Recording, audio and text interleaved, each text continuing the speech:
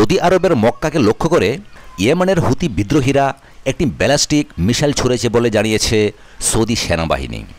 Saudi বাহিনী বলছে মিসাইলটি পবিত্র শহর মক্কাকে লক্ষ্য করে ছোড়া হয়েছিল। পরে তা মক্কা নগরীর 70 কিলোমিটার দক্ষিণে ধ্বংস করা হয়। তবে হুতিরা জানিয়েছে মিসাইলটি মক্কার কাছে তায়েব শহরে অবস্থিত সৌদি বিমান ঘাঁটি লক্ষ্য করে ছোড়া হয়েছিল। মুসলমানদের কাছে সবচেয়ে পবিত্র এই শহরে এখন হজ উপলক্ষে হাজার হাজার মানুষ জড়ো হতে শুরু করেছেন। আর সেটা লক্ষ্য করেই এই মিসাইল ছোড়া হয়েছিল কিনা তা নিয়েই প্রশ্ন উঠছে।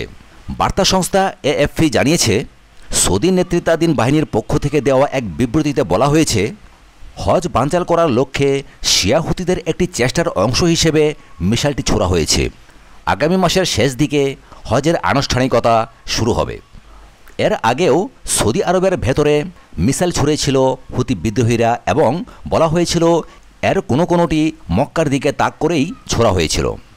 গত অক্টোবর মাসে হুতিরা একটি ক্ষেপণাস্ত্র ছোড়ে, যা মক্কার কাছে ভূপাতিত করা হয়।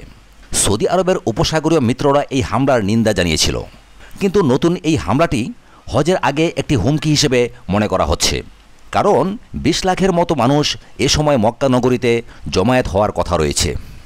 সাথে থাকার জন্য অসংখ্য ধন্যবাদ। আমাদের চ্যানেলটি সাবস্ক্রাইব করে সবসময় সাথে থাকুন এবং ভিডিওটি যদি ভালো লেগে থাকে তাহলে লাইক, কমেন্ট এবং শেয়ার করুন। ধন্যবাদ।